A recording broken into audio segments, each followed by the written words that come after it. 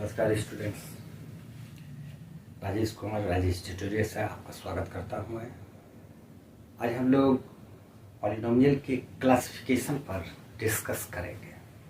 उसके पहले एक बात मैं ज़रूर बोलना चाहूँगा कि अगर नए हैं तो सब्सक्राइब जरूर कर लें चैनल को, ठीक है। तो 9th क्लास में या 10th क्लास में पॉलिनोमियल्स के क्लासिफिकेशन को अगर आप नहीं समझते हैं ठीक से तो परेशानी आती है। तो आज हम लोग डिस्कस करेंगे क्लासिफिकेशन पर, पॉलिनोमियल्स क्लासिफिकेशन।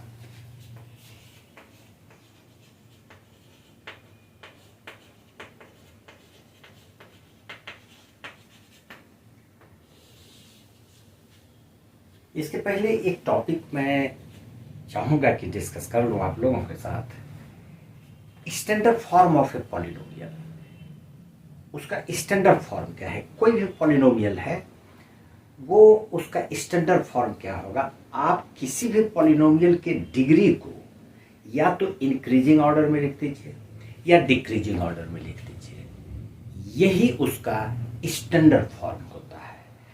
बढ़ते क्रम में लिख देते हैं या घटते क्रम में लिख देते हैं, क्या उसके पावर को, तो हम उसको स्टैंडर्ड फॉर्म में बोलेंगे। अब हम लोग चलते हैं क्लासिफिकेशन ऑफ पॉलिनोमियल। तो पॉलिनोमियल्स को हम लोग, जैसा कि हम लोगों ने डिस्कस किया है, थोड़ा बहुत डिस्कस किया है, पॉलिनोमियल में मान लेते हैं ये कोई एक एक्सप्रेशन है, अलजेब्रिक एक्सप्रेशन। आप अच्छी तरह से जानते हैं कि ये x इसके बेस को कहलाता है और ये इसका एक्सपोनेंट कहलाता है। x बेस कहलाएगा, 5 एक्सपोनेंट कहलाएगा। अब देखिए कि एक तो ये पार्ट है, दूसरा है कि अगर हम इस तरह से रख दें x² + 3x + 2, ये भी एक अलजेब्रिक एक्सप्रेशन है। लेकिन दोनों में अंतर जो हम देख रहे हैं, इसी बेसिस पर पॉलिनोमियल को क्लासिफाई किया गया on the basis of terms. Number 1, on the basis of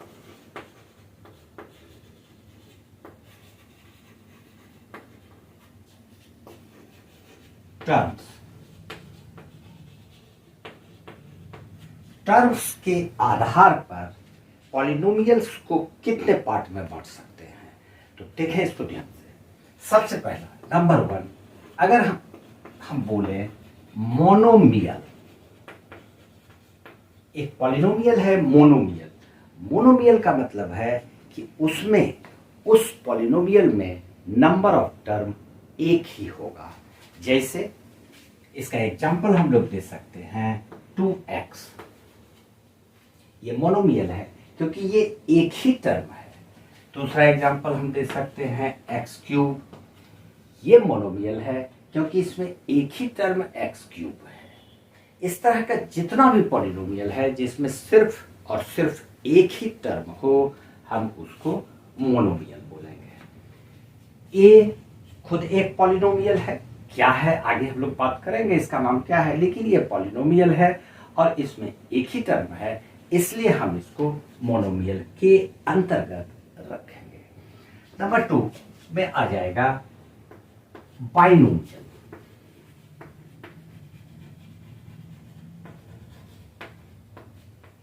binomial का मतलब हुआ उसमें नंबर ऑफ टर्म्स 2 होना चाहिए। मिनिमम नंबर ऑफ टर्म्स अगर उसमें 2 है तो हम उसको बाइनोमियल बोलेंगे। जैसे एग्जांपल में अगर हम लिख देते हैं x + a, इसमें नंबर ऑफ टर्म्स 1 और 1, 2 टर्म्स है, हम इसको बाइनोमियल बोलेंगे। एक दूसरा एग्जांपल हम लोग ले लेते हैं x² + 2x। इसमें 3 टर्म नहीं है, 2 ही टर्म है, क्योंकि ये 2x एक ही टर्म में आएगा। तो x² + 2x 2 टर्म है, इसलिए हम इसको बाइनोमियल में रखेंगे। ठीक है। एक और इसमें 3, ट्राइनोमियल।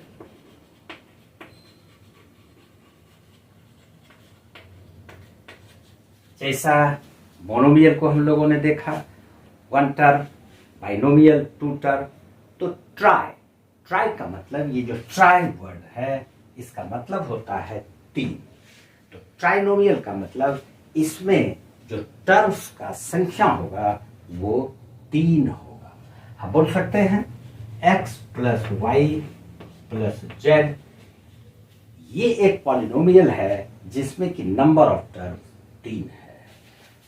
दूसरा x square plus 2x plus 3, ये भी एक पॉलिनोमियल है, इसमें नंबर ऑफ टर्म्स 1 2 3 है। तो हम इसको पॉलिनोमियल ट्राइनोमियल का नाम देंगे। पढ़ना इतना सही है। कई तरह के और पॉलिनोमियल्स हैं लेकिन उसकी ज़रूरत अभी नहीं है हमें। तो हम लोग on the basis of number of terms अगर पढ़ते हैं तो हमारे पास ये 3 पॉलिनोमियल जो है, इसको आप अच्छी तरह से याद रखें तो क्वेश्चंस में प्रॉब्लम नहीं आने देंगे। On the basis of terms, there are 3 types of polynomials. Those polynomials having one term.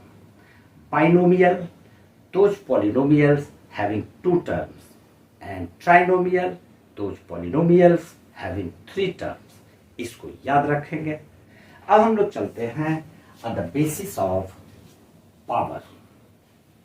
Terms के आधार पर जिस प्रकार हमने 3 पॉलिनोमियल को देखा, उसी प्रकार से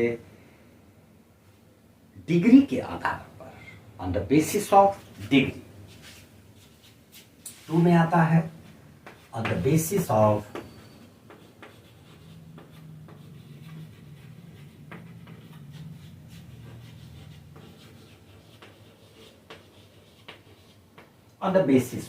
डिग्री, इस पर आधारित हम लोग देखेंगे। अभी यहां पर आपको जरा सा बेस और पावर को, जो उसका एक्सपोनेंट है, क्योंकि मैंने अभी आपको बताया जरा सा, उस पर ध्यान रखना होगा। क्योंकि डिग्री जो होता है यहाँ पर हम लोग पावर को काउंट करेंगे, यानी कि एक्सपोनेंट को काउंट करेंगे। ये एक्सपोनेंट उसका कितना है, उसका डिग्री कितना है, उसी आधार पर इस टाइप के पॉलिनोमियल को हम लोग क्लासिफाई करेंगे। सबसे पहले नंबर 1, लीनियर पॉलिनोमियल। वैसे पॉलिनोमियल्स जिसका कि डिग्री 1 होता हो, हम कर सकते हैं डिग्री 1। अगर डिग्री इसका 1 है तो हम इसको लीनियर पॉलिनोमियल में रखेंगे। इसका एग्जांपल आप लिख सकते हैं x प्लस ए। कहेंगे x प्लस ए को लीनियर में क्यों रखें, क्योंकि x प्लस ए को हम लिख सकते हैं x to the power 1 plus a. तो यहां पर इसका जो डिग्री है, इस एक्सप्रेशन का मैक्सिमम पावर हम लोग देख रहे हैं कि x पर पावर 1 है, और अगर इस टर्म में x है भी तो वो पावर उसका 0 है, क्योंकि a कांस्टेंट है। तो यहां पर डिग्री उसका 1 है, इसलिए हम उसको लीनियर पॉलिनोमियल के अंतर्गत रखेंगे। एक और एग्जांपल देख लेते हैं, 2x प्लस 3। लीनियर इक्वेशंस भी आप लोगों ने बनाया होगा, लीनियर इक्वेशंस, तो उसमें भी आपने देखा होगा कि x पर पावर 1 ही रहता है। तो यहां पर भी 2x प्लस 3, ये जो एक्सप्रेशन है इसका पावर यानी कि डिग्री 1 है, इसलिए हम लोग इसको लीनियर पॉलिनोमियल के अंतर्गत रखेंगे। नंबर 2 में इसमें आ जाता है क्वाड्रेटिक पॉलिनोमियल।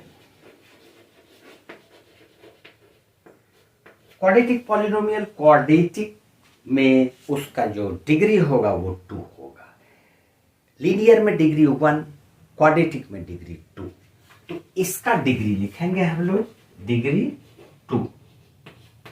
ये जरूरी है याद रखना, क्योंकि इसको अगर याद रखते हो तभी पॉलिनोमियल को क्लासिफाई कर सकोगे।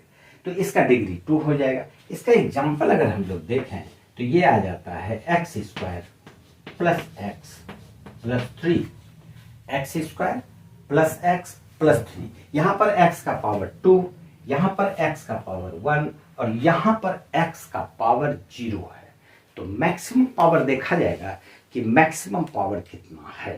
तो यहां पर मैक्सिमम, इस एक्सप्रेशन में मैक्सिमम पावर 2 है, इसलिए हम इसको क्वाड्रेटिक पॉलिनोमियल बोलेंगे। एक और एग्जांपल देखते हैं। y square plus 3y plus 7। यहां पर y इस टर्म में, इस टर्म में और इस टर्म में 3 टर्म्स है, तीनों टर्म में y है। यहां पर इसका मैक्सिमम पावर 2 है, यहां पर इसका पावर 1 है और यहां पर इसका पावर 0 है। तो हम लोग देखेंगे मैक्सिमम पावर को, क्योंकि मैक्सिमम पावर, ज्यादा से ज्यादा पावर इस एक्सप्रेशन में y का यानी वेरिएबल का 2 है, इसलिए हम इसको क्वाड्रेटिक पॉलिनोमियल में रखेंगे। एक और है 3 क्यूबिक पॉलिनोमियल। क्यूबिक पॉलिनोमियल में इसका डिग्री 3 ले लेंगे, लीनियर 1 डिग्री 1, क्वाड्रेटिक डिग्री 2 और क्यूबिक का मतलब जिस पर पावर क्यूब हो, जो 3 पावर होल्ड करता हो, हम उसको क्यूबिक पॉलिनोमियल बोलेंगे। इसका डिग्री 3 होगा। क्यूबिक है, क्यूबिक मतलब पावर 3, डिग्री 3। एग्जाम्पल इसका अगर देखेंगे तो x cube plus 2x square plus x plus 1। यहां पर नंबर ऑफ टर्म्स 1 2 3 4, 4 टर्म्स है। चारों टर्म में x है, लेकिन हम देखेंगे कि इन चारों टर्म्स में x का मैक्सिमम पावर कितना है। यहां पर देखो x का पावर 3, यहां x का पावर 2, यहां x का पावर 1 और यहां पर हम कह सकते हैं कि x का पावर 0 है। तो मैक्सिमम पावर इस केस में, मैक्सिमम डिग्री या पावर, हम इसको 3 बोलेंगे। तो इसलिए इसको डिग्री 3 लिखें, और चूंकि 3 डिग्री है इसलिए हम इसको क्यूबिक पॉलिनोमियल के नाम से जानेंगे। इस प्रकार से तुम्हारे स्टैंडर्ड में 6 टाइप्स ऑफ पॉलिनोमियल है। अगर ये इतने सारे पॉलिनोमियल्स को अच्छी तरह से याद रखते हैं आप लोग, तो डेफिनेटली इसके आगे के टॉपिक को समझने में बहुत ही आसानी होगी, क्वेश्चंस इजीली बनेगा। और स्टैंडर्ड फॉर्म बहुत जरूरी है, स्टैंडर्ड फॉर्म को कभी नहीं भूलना। किसी भी पॉलिनोमियल का स्टैंडर्ड फॉर्म क्या होता है, हम एक एग्जांपल लेते हैं।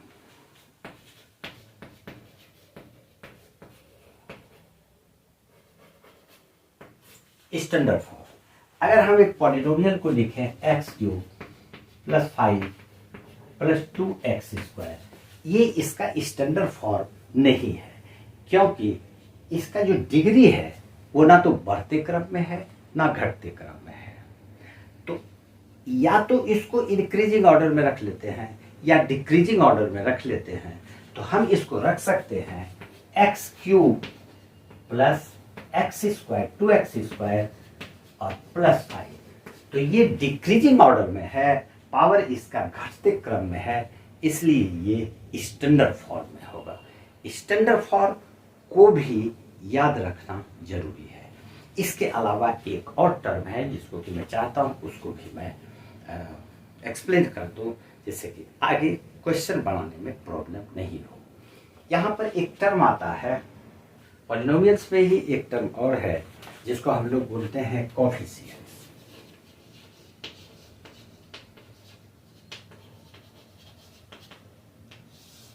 ये कोएफिशिएंट क्या है, एक एग्जांपल देखो, 2x cube plus 5x square plus 3। अब देखो यहां पर x क्यूब के साथ क्या है, 2 है, तो जो x क्यूब के साथ मल्टीप्लाइड है हम उसी को कोएफिशिएंट बोलते हैं। अगर कहा जाए coefficient of x cube is equal to 2, X cube का कोएफिशिएंट कितना है तो हम बोलेंगे 2। यहां पर पूछे coefficient of x square, X square का कोएफिशिएंट क्या है, तो हम बोलेंगे 5। तो कोएफिशिएंट यही है। एक दूसरा एग्जांपल में a x square minus b x, अगर ये एक्सप्रेशन है और वहां पर अगर पूछे कि एक्स स्क्वायर का कोएफिशिएंट क्या है, coefficient of x square is equal to a. लेकिन अगर x का कोएफिशिएंट पूछता है कोएफिशिएंट ऑफ x, तो यहां पर हम लोग b नहीं बोलेंगे, क्योंकि यहां पर b के जगह पे ये माइनस b है, तो कोएफिशिएंट इसका माइनस b हो जाएगा। आज इतना सा ही हम लोग देखेंगे। अगले वीडियो में हम लोग उसको उसके एक्सरसाइजेज को सॉल्व करेंगे। ठीक है।